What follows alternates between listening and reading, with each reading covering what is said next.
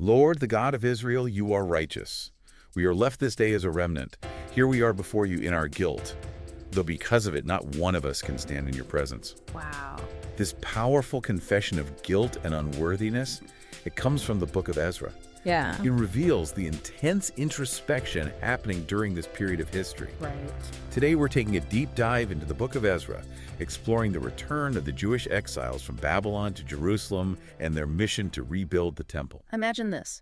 You're forced from your homeland, live in exile for decades, and finally return to find everything in ruins. Oh, wow. That was the reality for the Israelites, and their journey back, it's just this fascinating blend of resilience, faith, and political maneuvering.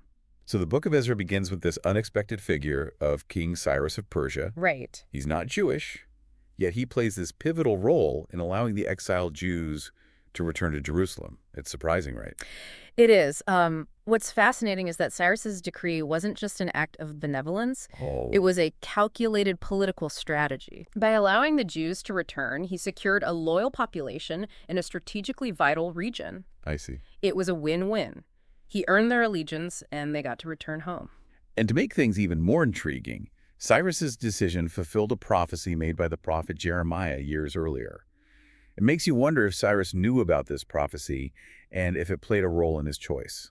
Well, some scholars believe that Cyrus was indeed aware of the prophecy, and incorporating it into his decree would have legitimized his rule in the eyes of the Jewish people, further solidifying his control over the region. Yeah. It was a brilliant display of political strategy. Wow, it's amazing how a single decision could have such far-reaching consequences. Right. But this deep dive isn't just about politics. No. It's also about people. Yeah. Thousands of exiles journeyed back to Jerusalem, led by Zerubbabel and Jeshua.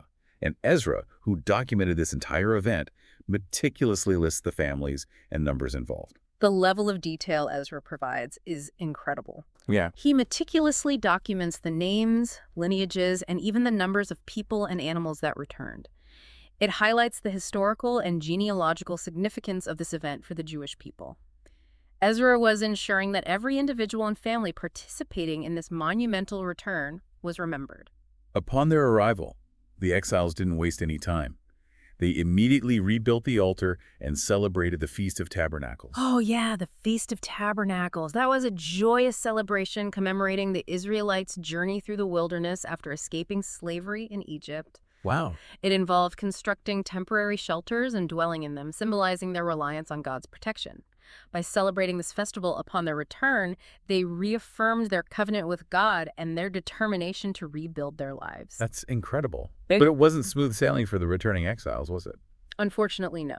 Opposition arose from the people who had settled in the land during the exile. Okay. They saw the returning exiles as a threat to their established way of life. And this opposition sparked political intrigue, leading to accusations against the returning Jews being sent to the Persian king. These accusations successfully halted the reconstruction of the temple, putting the exiles' hard work on hold. Imagine the frustration and disappointment they must have felt. Right. How did they cope with this setback? Well, the exiles faced a truly disheartening situation. Yeah.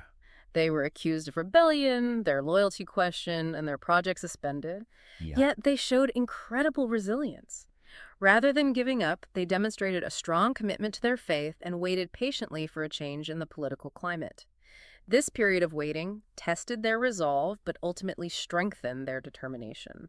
And it's during this challenging time that the prophets Haigai and Zechariah enter the scene. Right. Their message is powerful and timely. Haigai and Zachariah served as spiritual catalysts for the demoralized exile. Sure. They urged the people to resume building the temple, reminding them of God's promises and emphasizing the significance of faith and obedience. They challenged the notion that the exiles' current struggles negated God's support. It's a powerful reminder that even during challenging times, we should not lose sight of our goals or our faith. The prophet's words resonated with the people, inspiring renewed effort. They reminded them that their purpose extended beyond physical rebuilding. It was about renewing their spiritual connection with God. Their message echoes through history, reminding us of the importance of faith and perseverance in the face of adversity. And speaking of adversity, the exiles found themselves in a precarious position. Right. Their future hung precariously in the balance, dependent on the whims of the Persian kings. Well, luckily for them, a new king ascended to the throne. Right. King Darius, the successor of Cyrus, decided to take a closer look at this situation. What happened next is a fascinating example of how meticulous record-keeping can change the course of history. Oh, While searching through royal archives, Darius stumbled upon Cyrus's original decree, which authorized the rebuilding of the temple. wow. This discovery was a game changer. It was a dramatic reversal of fortune. Yeah. Darius not only ordered the resumption of the temple's reconstruction, but also provided royal support. Right. He went even further, overturning the previous orders and allowing the work to proceed with new momentum. What seemed impossible suddenly became a reality. It's a testament to the enduring power of perseverance and the surprising ways in which events can unfold. This turn of events emphasizes a central theme woven throughout the book of Ezra: divine intervention. Okay. Even when all hope seemed lost, the situation dramatically shifted, showcasing that even amidst political complexities and setbacks, a higher power could be at work, guiding events towards a greater purpose. With royal support secured, the temple was finally completed and dedicated. All right. This marked a momentous occasion for the Jewish people, signifying a triumph of faith and resilience. The completion of the temple brought immense joy and celebration.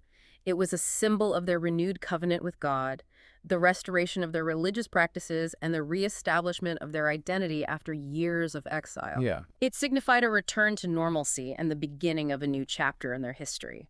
But the story doesn't end there. No. Years later, another pivotal figure enters the scene. Ezra, a priest and scribe, arrives in Jerusalem with a new wave of exiles and a specific mission. Ezra's arrival marks a significant turning point in the narrative.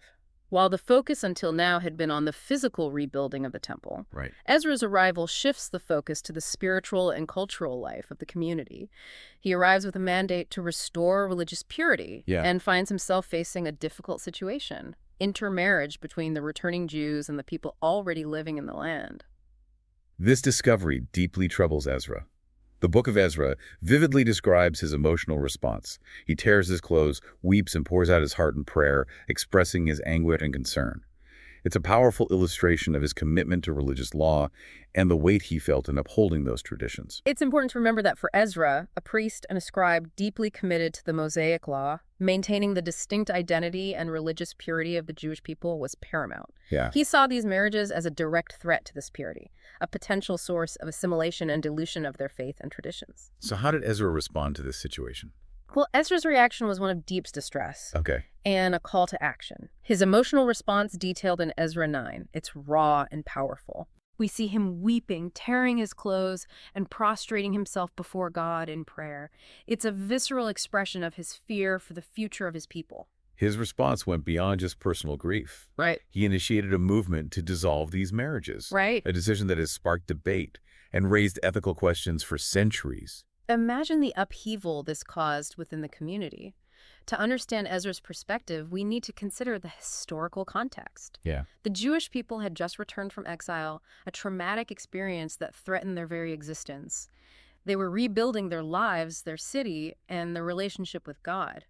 For Ezra, intermarriage posed a significant risk to this fragile restoration. It's easy to see how intermarriage could have felt like a step back after the exiles had fought so hard to reestablish their identity and their place in Jerusalem. But, as you mentioned, dissolving marriages based solely on religious and cultural differences raises complex ethical dilemmas. Absolutely. The book of Ezra doesn't shy away from this complexity. Right. It provides a detailed account of the process Ezra implemented.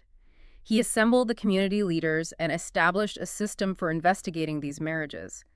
The text records the anguish of those involved, the difficult choices they faced, and the heartbreaking separations that resulted. Ezra even lists the names of the men who had taken foreign wives. It reminds us that this wasn't just an abstract theological debate. It had real consequences for real people, impacting families and the community as a whole. This unflinching portrayal of the human cost of Ezra's decision is what makes the book of Ezra so compelling.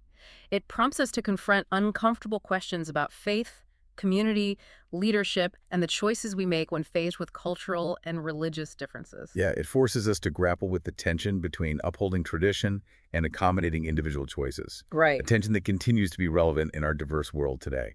What do you think Ezra's legacy is, given the complexities of his actions? Well, Ezra's legacy is multifaceted. He's revered as a key figure in the restoration of Jewish religious practice and the preservation of Jewish identity after the exile. His meticulous adherence to the Mosaic Law and his commitment to rebuilding the spiritual foundations of the community solidify his place as a pivotal leader. He played a vital role in shaping the future of Judaism.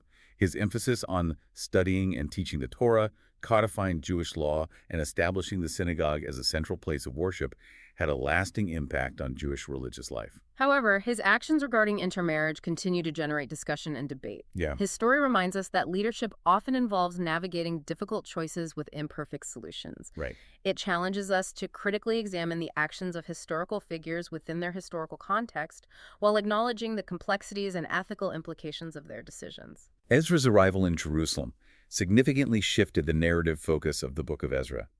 We transition from the practical challenges of rebuilding the temple to the more intricate task of rebuilding the spiritual and cultural life of the community. It's a reminder that true restoration goes beyond physical structures. Right. It requires attention to the spiritual communal fabric of society. This interplay between the tangible act of rebuilding a city and the more nuanced task of reestablishing a shared identity and religious practice is a theme that resonates with contemporary audiences. Yeah. It highlights the challenges faced by many communities, religious or otherwise, as they adapt to changing circumstances, interact with different cultures, and strive to preserve their core values. The book of Ezra offers no easy answers to these challenges. No. But it does provide a powerful lens through which to examine our own beliefs, our approaches to community building, and our understanding of leadership.